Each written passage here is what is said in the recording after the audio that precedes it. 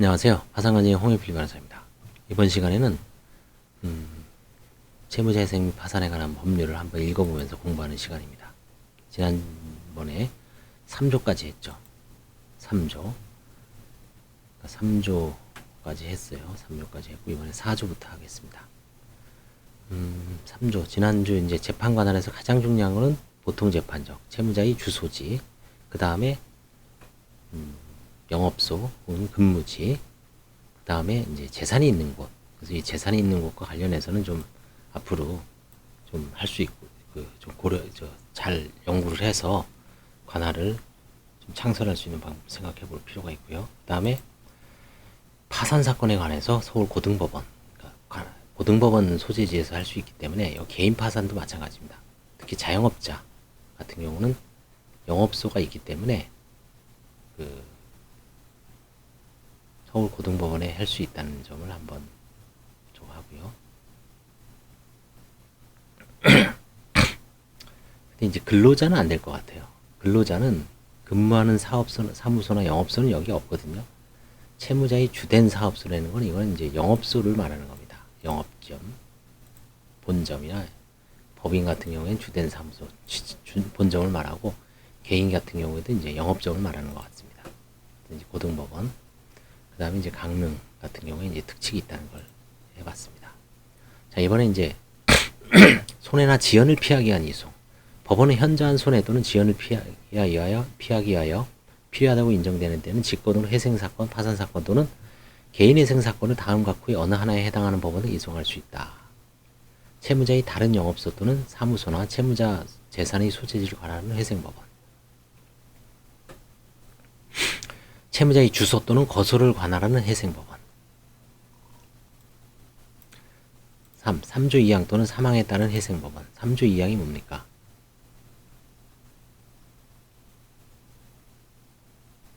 3조 2항은 영업소를 말하는 거다. 주된 사무소나 또 영업소에 있는 고등법원 소재지. 그렇죠? 3조 2항 또는 사망에 따른 해당 법원의 회생사건, 파산사건 또는 개인사에서 해석되어 있는 때는 3조 제1항에 따른 회생법원. 3조 제1항은 뭡니까? 전속관할지죠. 그렇죠? 보통 재판적 사무소 또는 근무지. 그래서 여기서 손해나 지연을 피하기 위한 이송을 최근에 두드려 맞은 사안이 있습니다. 그래서 서울 같은 경우에도 이제 자꾸 14종 서류로 간단하게 받아주니까 서울로 이제 관할을 창설해서 부실하게 오는 경우가 있어요. 뭐냐면 그냥 주소만 딸랑 옮기는 겁니다. 실제는 이제 수원이나 경기도, 의정부, 고양, 일산 이런 데 살면서 그냥 친인척한테 주소 또는 주민등록지만 옮기는 겁니다. 실제 채무자는 이제 근무지나 이런 것도 다 경기도죠. 그러면 판사가 이거에 대해서 이제 신문을 합니다. 신문을 해서 실제 사는 데는 어디고, 근무지는 어디고, 휴대전화, 발기통이라 그러죠. 발신 기지국이 포함된 통화 내역을 요청하고, 뭐 체크카드나 교통카드 같은 거 다 내라. 그죠? 어떻게 이동을 하는지, 광역버스로 다니는지, 아니면 지하철로 다니는지, 뭐 자전거 다니는지, 차로 다니는지, 그쵸? 다 제출해야 됩니다. 뭐 고속도로 톨게이트라든가 이런 거, 그쵸? 동선을 체크를 해야 됩니다. 그러다 보면 걸리죠. 그러면 이송해 버립니다. 얼로. 채무자의 거소를 관할하는, 또 실제 살고 있는 데는 여기다. 그 다음에 당신이 실제 영업하는 데는 여기다. 그쵸? 그 다음에 이제 재산이 다 경기도에 있어요. 뭐 부동산도 그렇고. 그럼 여기다. 그쵸? 채무자 재산의 소재를 관할하는 일산이다. 의정부로 보내버려요. 그쵸? 그래서 1항 2항에 따라서, 1호 2호에 따라서 특히 서울 하시는 분들은 상당히 조심해야 돼요. 부실하게 관할을 진짜 창설을 하려면 제대로 해야 됩니다. 정식으로 차라리 서울에다가 직장을 얻고 재직증명서를 제출하고 그 직장 출퇴근 방법에 대해서 본인이 연구해서 동선을 소명해요. 카카오 앱을 통해서 매일 뭐 광역버스 체크카드라든가 그 교통카드 있죠. 동선 체크 되잖아요. 그걸로 입증을 하고 뭐 내비게이션 같은 거 있죠. 그런 걸 제출하든지. 그래서 나 저기 실제 여기 진짜 삽니다. 출퇴근합니다. 그다음에 직장에서 재직증명서, 동료의 진술서, 업주에 그런 걸 해서 확실하게 여기서 근무하고 있다. 그렇죠? 그 부분에 대해서 입증을 하면 이걸 이송을 시킬 수가 없어요. 서울에서 14종의 혜택을 받아서 좀 빨리 끝내고 싶다. 그러면 제대로 해야 돼요. 그냥 대충 짠머리를 굴려서 그냥 주소만 딸랑 옮겨놓고 뭐 신림동 고시원 같은 데다가 딸랑 옮겨놓고 어떻게 되겠지. 안 됩니다. 실제 살아야 돼요. 그래서 그런 실제 여기서 사는지 거주하는지를 조사를 심도 있게 하면은 못 빠져나갑니다. 휴대전화, 그 다음에 체크카드. 카드 없는데요? 교통카드 없는데요?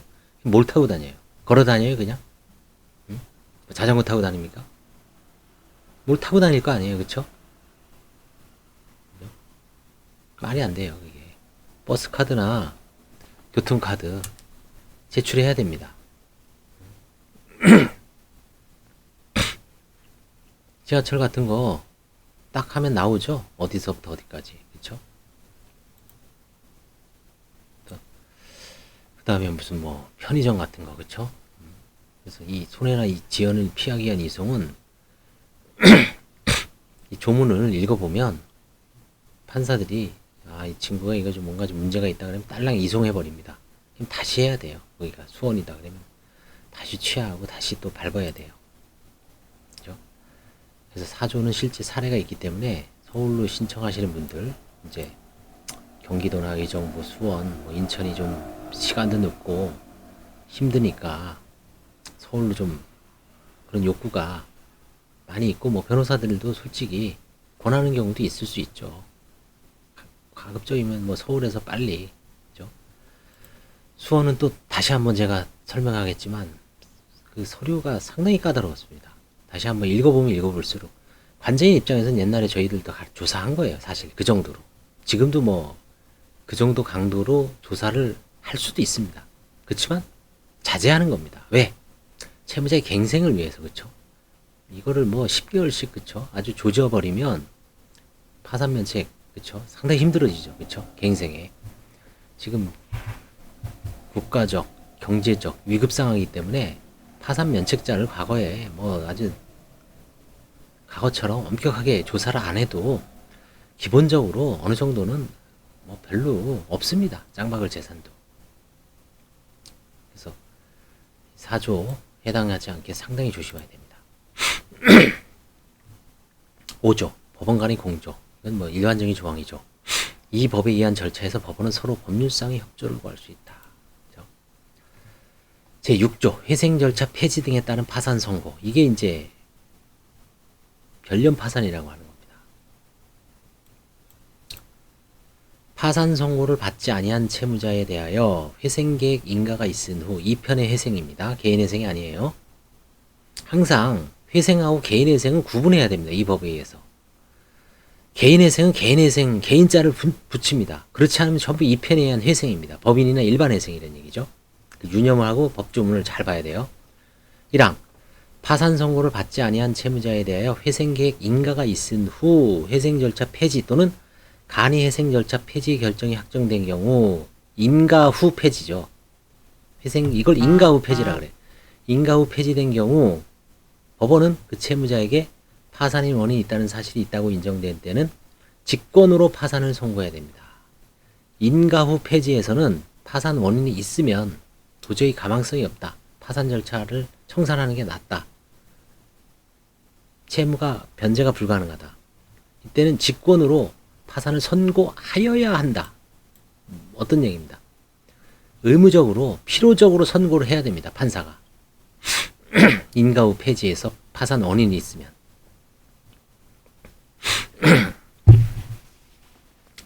인가 후 폐지됐는데 파산 원인이 없는 경우도 있을 수가 있어요. 왜? 어떤 경우냐? 그 회사의 기술력, 장래성을 엄청나게 잘 보고 어떤 뭐 투자자가 나서서 야, 우리 여기 투자하겠다. 그럼 돈이 막 현금이 뭐 몇백억, 몇천억 들어왔다.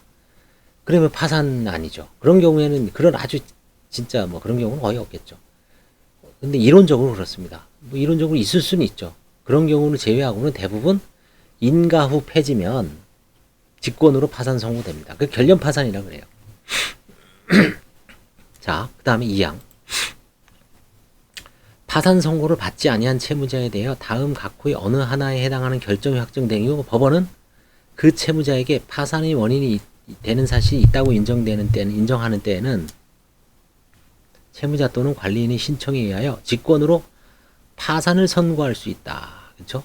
이거는 임의적 파산 선고입니다. 채무자 또는 관리인의 신청에 의해서 하거나 또 직권도 마찬가지입니다. 그렇죠? 파산 선고를 받지 아니한 채무자에 대하여 어느 다음 각 후의 어느 하나에 해당하는 결정이 확정된 경우 뭘까요? 1. 회생 절차 개시 신청 또는 간이회생 절차 개시 신청이 기각 결정. 그렇죠? 회생 절차가 기각됐어요. 아, 근데 보니까 그럼 파산을 시켜주십시오라고 신청인이 합니다. 그럼 법원에서 원인이 있다고 인정된 때에는 파산 선고를 할 수가 있습니다. 2호 회생계획 인가전, 인가전 폐지 결정. 이걸 인가전 폐지입니다. 인가전 폐지. 인가전 회생절차 폐지 결정 또는 간이회생절차 폐지 결정 한 경우에도 법원이 임의적으로 혹은 직권으로 혹은 채무자 또는 관리인의 신청에 의해서 파산 선고를 할 수 있습니다. 그 다음에 회생계획 불인가 결정, 불인가 했을 때. 그렇죠? 왜냐면 이제 기각이나 폐지나 불인가 된 상태로 놔두는 것보다는 파산의 원인이 있다면 명확하게 파산 절차를 이행을 해서 청산을 뚜렷하게 투명하게 공정하게 나눠주는 게 낫다라고 보는 거죠. 그냥 회생에서 스톱하고 파산은 너네가 알아서 해라. 가만히 오랫동안 방치해 놓으면 채권자들한테 불이익할 수가 있죠. 그래서 이때는 법원이 직권으로 할 수도 있고 관리인이 신청에 의해서 심리해서 해야 되고 채무자 또는 관리인이 신청에 의할 수도 있고 법원에서 보니까 이 사람들 신청 안 해. 근데 판사가 보기에 직권으로 파산 선고를 하는 게 맞아. 파산을 할 수 있다는 얘기죠. 그래서 임의적 선고라고 합니다. 왜? 선고할 수 있다잖아요. 선고 안 할 수도 있는 겁니다. 선고할 수도 있는 거고. 1항은 선고하여야 한다. 그러니까 필요적으로 해야 돼요. 이때는 할 수도 있고 안 할 수도 있어. 그렇죠? 왜? 어차피 파산은 내가 선고 안 해도 쟤네들이 파산 신청을 다시 할 수도 있는 거거든요. 돈 들여서. 그렇죠? 1항 및 2항의 규정에 파산 선고를 한 경우 다음 각 후의 어느 하나에 해당하는 등기 또는 등록의 촉탁은 파산의 등기 또는 등록의 촉탁과 함께 해야 된다. 제1항 또는 2항의 규정에 의한 파산 선고가 있는 경우 3편, 파산 절차의 규정, 2편에서 3편으로 넘어갈 때 2편은 회생 절차고 3편은 파산 절차죠. 규정을 적용하면서 그 파산 선고 전에 지급이 정지 또는 파산의 신청이 없는 때에는 다음 각 후의 어느 하나에 해당하는 행위를 지급이 정지 또는 파산이 신청으로 보며 공익채권은 파산에서는 재단채권으로 넘어갑니다. 자, 이런 거는 뭐 그냥 넘어가죠. 그렇죠? 소송은 관리인, 파산관리인이 수기할 수 있습니다. 그렇죠? 그래서 넘어가겠습니다. 여기는 파산 절차가 속행되는 경우의 공익채권 등 파산 선고를 받은 채무자에 대해 다음 각 후의 어느 하나에 해당하는 결정이 확정되어 파산자가 속행되는 데 공익채권은 재단채권으로 한다. 이것도 우리 같은 개인 파산을 혹은 법인 파산을 중점적으로 하는 경우에는 크게 신경 쓸 필요가 없습니다. 자, 8조 송달을 읽어보죠. 이 법이 규정에 의한 재판은 직권으로 송달해야 한다. 그렇죠? 직권 송달입니다. 송달도 넘어갈게요. 그렇죠?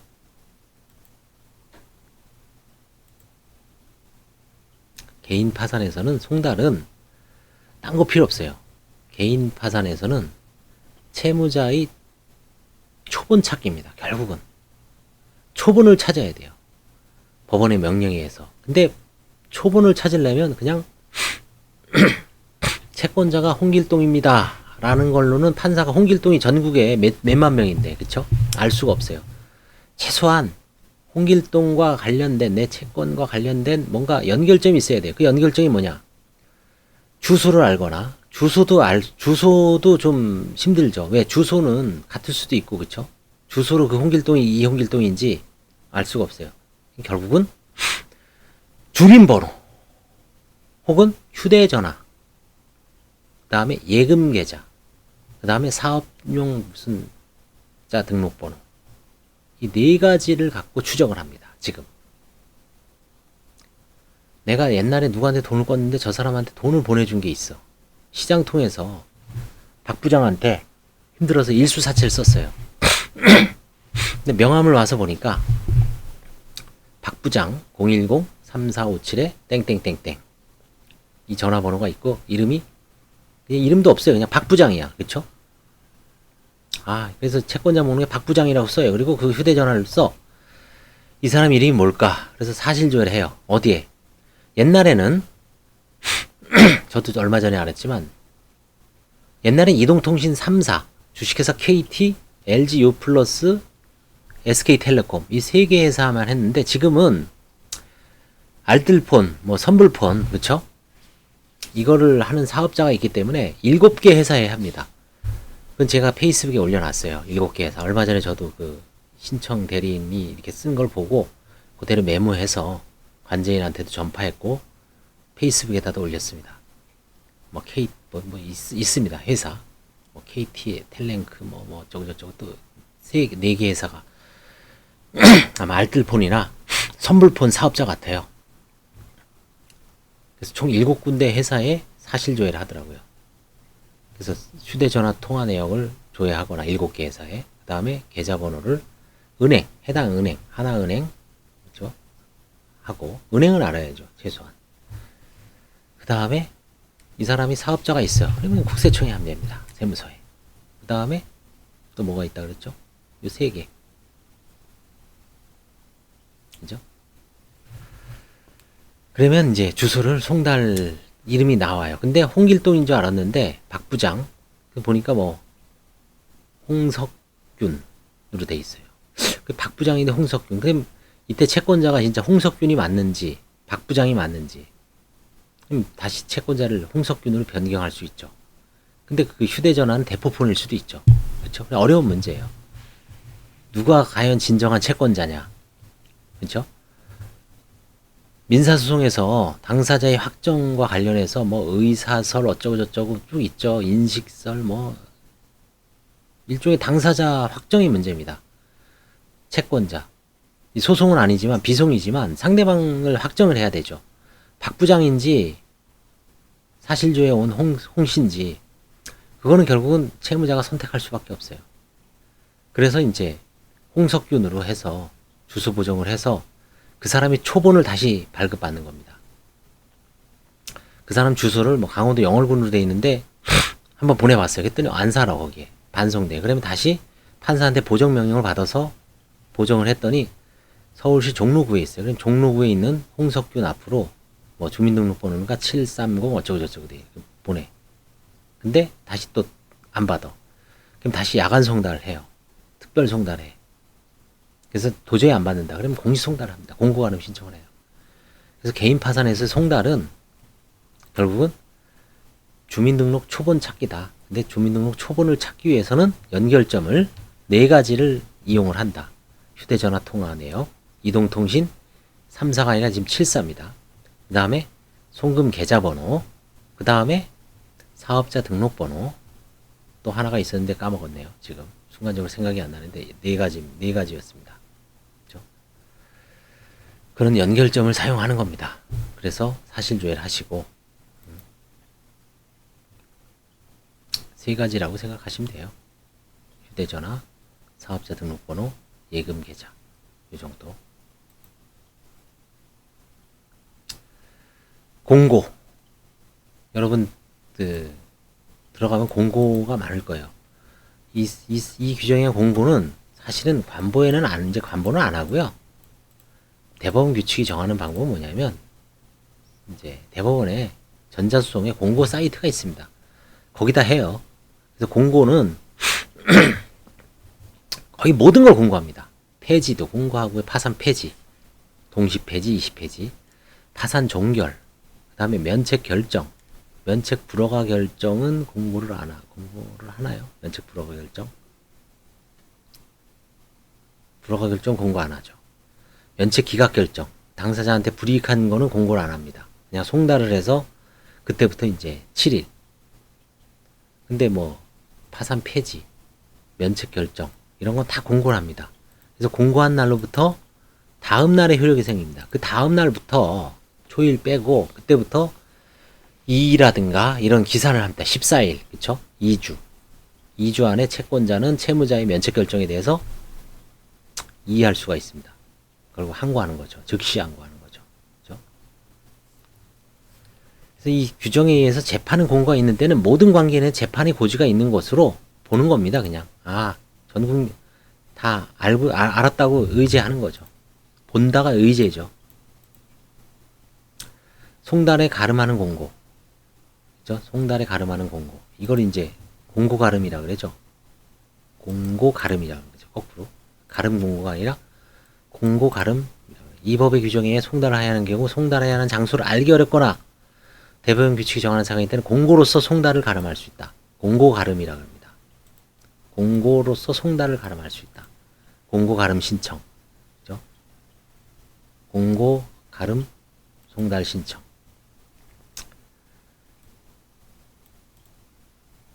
공고 및 송달을 모두 하여야 하는 경우, 이 법의 규정에 공고 및 송달을 모두 하여야 하는 경우에는 송달은 서류를 우편으로 발송하여야 하고 공고는 모든 관계에 송달의 효력이 있다. 12조 임의적 변론과 직권조사. 이 법의 규정에 의한 재판은 변론을 열지 아니하고 할 수 있다. 임의적 변론입니다. 필요적 변론이 아닙니다. 민사소송은 대심적 구조에서는 필요적 변론입니다. 변론을 안 하면 변론주 유예입니다. 근데 이런 도산 사건은 비송이기 때문에 변론을 열지 아니하고 또 비공개로 할 수도 있습니다.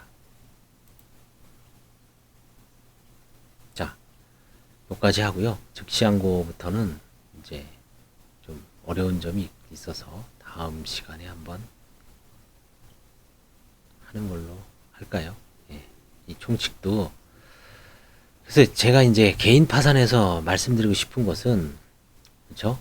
이 공고하고, 공고는 그렇게 뭐 알고 있을 필요는 없습니다만, 송달에 가름하는 공고, 이 10조, 그죠?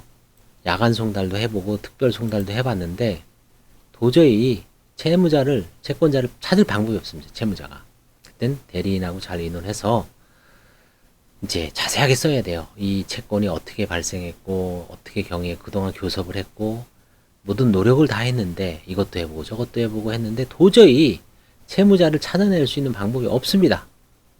그러면 마지막에 공고에 가름해서 송달을 해 주십시오라고 하면 판사가 그걸 보고 공고 가름합니다. 근데 뭐 송달 주민 초본도 안 나왔는데, 그러니까 모든 공고 가름할 때는 초본을 찾아야 되는데 초본을 찾아야 됩니다. 초본을 찾지 못하는 경우에도 있습니다. 초본을 찾지 못하는 경우. 그때는 이제 뭐 이런 대포폰이겠죠. 그런 경우에는 또 공고 가름 할 수 있지만 원칙적으로는 주민 초본까지 찾아야지 공고 가름을 해줄 수가 있습니다. 왜냐면 그 송달 주소에 종로구에 계속 보내봤는데 이름은 맞아요. 주민등록번호 딱 맞아. 근데 안 받아. 야송도 해보고 특송도 해보고. 그때는 이제 공고 가름을 해줍니다. 근데 대포폰으로 써서 박 부장 이름도 완전히 뭐 홍씨가 나오고, 제가 보기엔 박씨 같은데 홍씨야. 그때는 그냥 박 부장으로 유지하고 나는 박 부장으로 인식하고 있었죠. 근데 홍씨는 대포폰일 수도 있죠. 그때는 과연 박 부장을 채권자로 해야 될 수도 있죠. 둘 다 넣어야 될까요? 또 참 어려운 문제입니다. 그게. 그래서 송달 잘 신경 쓰시고요. 그 다음에 이송, 그죠? 아까 얘기했죠? 4조. 이 손해나 지인을 피하기 위한 이송이라고 하지만 판사가 최근에 실제 사례가 있어서 제가 강조하는 겁니다. 제가 막 열심히 떠드는 거는 뭔가 개인 파산에서 심각한 상황이 발생한 거예요. 그렇지 않은 조문은 떠들 필요가 없어요. 이거는 뭐 공부하려고 우리가 뭐 시험 공부하는 것도 아니잖아요. 읽어봐야 아무나 도움이 안 돼요. 그렇죠? 이거 왜 읽습니까? 여러분한테. 여기서 그나마 좀 의미가 있고 공부할 만하고 실제 사례와 관련한 거는 송달, 그 다음에 공고에 가름하는 결정, 송달 신청, 그 다음에 이송, 그죠?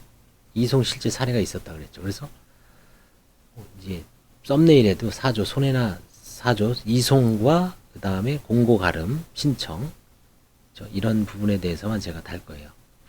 그래서 떠들다 보니까 벌써 25분 됐네요. 그쵸? 떠들다 보면 뭐 자꾸 강조하는 겁니다. 제 입에서 많이 나오는 거는 뭔가 이 현장의 목소리이기 때문에 이게 뭔가 심각한 문제가 발생했구나. 그쵸? 그렇게 인식을 하고 잘 들어두시면 도움이 될 겁니다. 이거는. 감사합니다.